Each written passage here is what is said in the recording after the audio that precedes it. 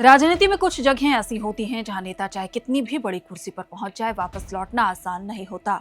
तमिलनाडु के मुख्यमंत्री विजय के लिए ऐसी ही जगह है करूर। करीब एक साल पहले यहीं उनकी चुनावी रैली में मची भगदड़ में 41 लोगों की मौत हो गई थी। उस हादसे ने विजय की राजनीति पर ऐसे सवाल खड़े किए जिनसे पीछा छुड़ाना आसान नहीं था। लेकिन अब वही विजय मुख्यमंत्री बनकर करूर लौटे, काले कपड़ों में पीड़ित परिवारों से मिलने, सरकारी नौकरियां देने और ये कहने कि करूर मेरे दिल से कभी नहीं जाएगा। लेकिन क्या इतनी भर से करूर के जख्म भर जाएंगे? क्या ये सांत्वना करूर के जख्मों को भर पाएगी? और आखिर इस दौरे में विजय ने ऐसा क्या कहा जिससे तमिलनाडु की राजनीति फिर से गर्मा गई है? समझते हैं पूरी खबर को विस्तार से। नमस्कार, मैं हूं प्रियंका मिश्रा और आप देख रहे हैं एयर नाउ।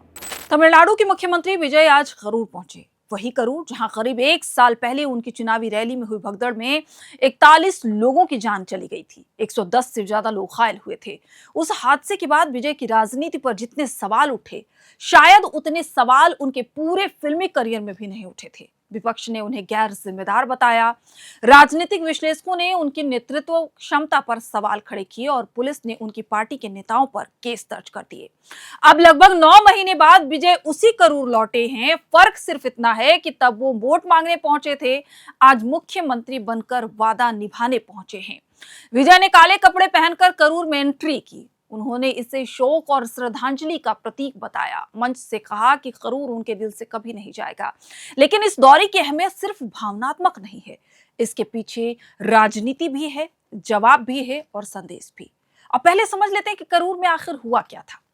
21 सितंबर 2025 को तमिलगा वेंट्री कंगड़म यानी टीवीके की चुनावी रैली करूर में आयोजित की गई थी।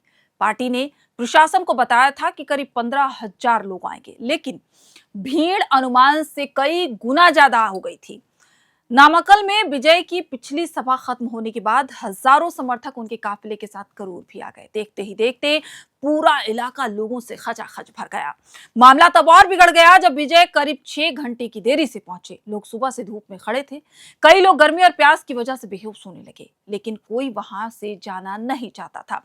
हर किसी को अपने पसंदीदा अभिनेता और नए राजनीतिक चेहरे की एक झलक चाहिए थी। भीड़ बढ़ती चली गई, जगह कम पड़ने लगी, लोग पेड़ों पर चढ़ गए, दीवार पर चढ़ गए और आसपास के मकानों की छतों पर पहुंच गए। फिर कुछ दीवारें और कुछ मकान गिर गए, अफरा तफरी मची और देखते ही देखते भगदड़ शुरू हो गई। इस हादसे में 41 लोगों की मौत हो गई थी, जबकि 110 से ज्यादा लोग घायल हुए थे। मरने वालों में महिलाएं, बच्चे और युवा भी शामिल थे। हादसे के तुरंत बाद सवाल उठने शुरू हो गए थे। पहला सवाल विजय की देरी को लेकर था। विपक्ष का आरोप था कि अगर विजय समय पर पहुंचते तो हजारों लोगों को घंटों धूप में इंतजार नहीं करना पड़ता। दूसरा आरोप भीड़ प्रबंधन को लेकर था। कहा गया कि पार्टी ने भीड़ का सही अनुमान नहीं लगाया और पर्याप्त सुरक्षा इंतजाम भी नहीं किए। तीसरा आरोप यह था कि इतनी बड़ी भीड़ के बावजूद पीने के पानी जैसी बुनियादी सुविधाएं तक नहीं थी। मीडिया ने भी विजय को निशाने पर लिया।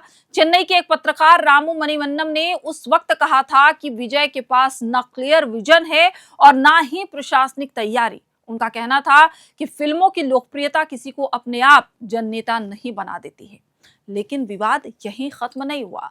हादसे के कुछ घंटे बाद विजय तिरुचिरापल्ली एयरपोर्ट से चार्टर्ड विमान पकड़कर चेन्नई लौट गए। उन्होंने एयरपोर्ट पर मीडिया से बात तक नहीं की और ना ही अपने घर पहुंचकर कोई बयान दिया।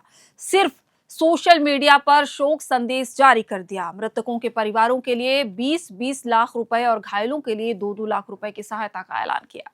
विपक्ष ने इसे भी मुद्दा बना लिया। आरोप लगा कि संकट की घड़ी में विजय घटनास्थल छोड़कर चले गए। सवाल यह भी उठा कि अगर वो खुद को मुख्यमंत्री पद का दावेदार मानते हैं तो ऐसे समय लोगों के बीच रहना चाहिए था। इधर पुलिस ने भी कार्रवाई शुरू की। टीवीके के कई वरिष्ठ पदाधिकारियों पर क्रिमिनल केसेस दर्ज कर दिए गए। पूरे चुनाव अभियान में करूर हादसा सबसे बड़ा मुद्दा बन गया और विजय को लगातार सफाई देनी पड़ी। हादसे के कुछ दिन बाद विजय पहली बार सार्वजनिक तौर पर सामने आए। उन्होंने करीब 5 मिनट का एक वीडियो जारी किया। वीडियो में विजय काफी भावुक नजर आ रहे थे। उन्होंने कहा कि ये मेरे जीवन का सबसे दर्दनाक अनुभव है। मेरा दिल सिर्फ दर्द से भरा हुआ है। सच एक दिन जरूर सामने आएगा। लेकिन दिलचस्प बात यह रही कि विजय तुरंत करूर नहीं गए। उन्होंने पीड़ित परिवारों से वीडियो कॉल के जरिए बात की और हर संभव मदद का भरोसा दिलाया। पार्टी के भीतर भी मंथन शुरू हुआ। टीवीके ने माना कि इतनी बड़ी भीड़ को संभालने के लिए सिर्फ स्टारडम काफी नहीं है। इसके बाद पार्टी ने अपनी चुनावी रणनीति में बदलाव किया। बड़ी रैलियां कम की गई, भीड़ कंट्रोल करने के लिए नए प्रोटोकॉल बनाए गए और प्रशासन के साथ बेहतर कोऑपरेशन पर जोर दिया गया। समय बीतता गया, चुनाव हुए और तमिलनाडु की राजनीति बदल गई। विजय अब विपक्ष के नेता नहीं थे बल्कि राज्य के मुख्यमंत्री हैं। लेकिन करूर का जिक्र आते ही वो हादसा आज भी उनके साथ खड़ा नजर आता है। शुक्रवार को मुख्यमंत्री बनने के बाद विजय पहली बार करूर पहुंचे। उन्होंने पूरे दौरे के दौरान काले कपड़े पहन रखे थे।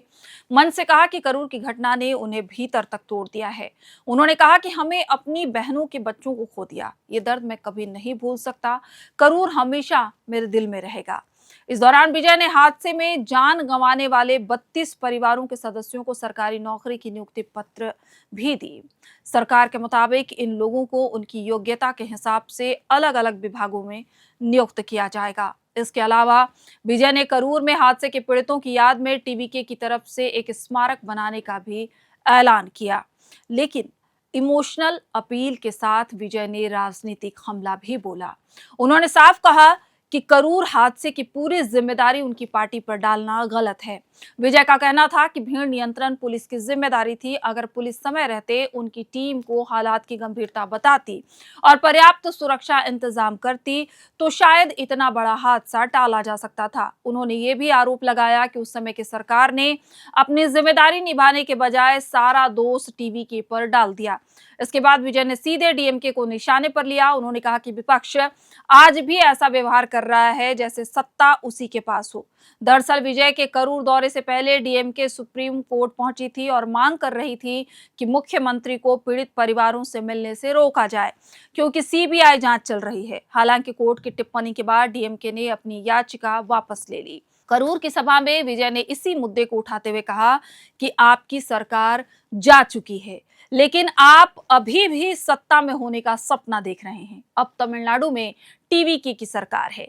यही नहीं, विजय ने पिछले डीएमके सरकार पर भ्रष्टाचार के भी आरोप लगाए। उन्होंने दावा किया कि हर विभाग में घोटाले किए गए हैं, सरकारी टेंडर महंगे दामों पर दिए गए और उनकी सरकार के रूप में काम में लगातार बाधा डालने की कोशिश की जा रही है। हालांकि करूर दौरा सिर्फ राजनीति तक सीमित नहीं रहा। विजय ने करीब 1700 करोड़ रुपए की एक फुटवेयर मैन्युफैक्चरिंग परियोजना की आधारशिला भी रखी। सरकार का दावा है कि इस इलाके में बड़े पैमाने पर रोजगार के अवसर पैदा होंगे। इस दौरे के दौरान एक तस्वीर सबसे ज्यादा चर्चा में रही। हादसे में अपने 1.5 साल के बेटे ध्रुवन को खोने वाले विमल को मुख्यमंत्री के हाथों सरकारी नौकरी मिले। उन्होंने कहा कि सरकार का यह फैसला उनके परिवार के लिए राहत लेकर आया है, लेकिन साथ ही उन्होंने ये भी माना कि बेटे की कमी कोई पूरी नहीं कर सकता। यही इस पूरे मामले का सबसे बड़ा सच भी है। सरकारी नौकरी मिल सकती है, आर्थिक मदद मिल सकती है, स्मारक भी बन सकता है, लेकिन जिन 41 परिवारों ने अपने लोगों को खोया, उनके लिए करूर हमेशा एक दर्द बनकर रहेगा। विजय के समर्थक कह रहे हैं कि उन्होंने अपना वादा निभाया। विरोधियों का कहना है कि वो आज भी जिम्मेदारी स्वीकार करने से बच रहे हैं। लेकिन इतना तय है कि करूर का हादसा विजय के राजनीतिक करियर का सबसे बड़ा इम्तिहान था और शायद आगे भी रहेगा। मुख्यमंत्री बनने के बाद उनकी ये वापसी उस इम्तिहान का जवाब देने की कोशिश जरूर है, लेकिन अंतिम फैसला जनता और इतिहास ही करेगा। तो फिलहाल इस वीडियो में इतना ही। आपको हमारा ये एपिसोड कैसा लगा कमेंट करके हमें ज़रूर बताइएगा। और करूर हादसे को लेकर आप क्या सोचते हैं? अगर आप तमिलनाडु से हैं और आपके जो नए नवेले मुख्यमंत्री हैं, उनके कामकाज को आप कैसे देख रहे हैं, ये भी कमेंट करके जरूर बताइएगा। आप सबका बहुत बहुत शुक्रिया। देखते रहिए air now. FRP pressure vessels are made using fiber reinforced plastic, a powerful combination of high strength glass fibers and corrosion resistant resin. At Duraplast, we manufacture these vessels using advanced filament winding technology. Layer by layer, resin coated glass fibers are precisely wound over a rotating mold, creating a structure that is lightweight, high strength, and built to handle pressure. The result? Superior corrosion resistance, longer lifespan, lower maintenance costs for industries that demand performance without compromise. For customized FRP pressure vessel solutions,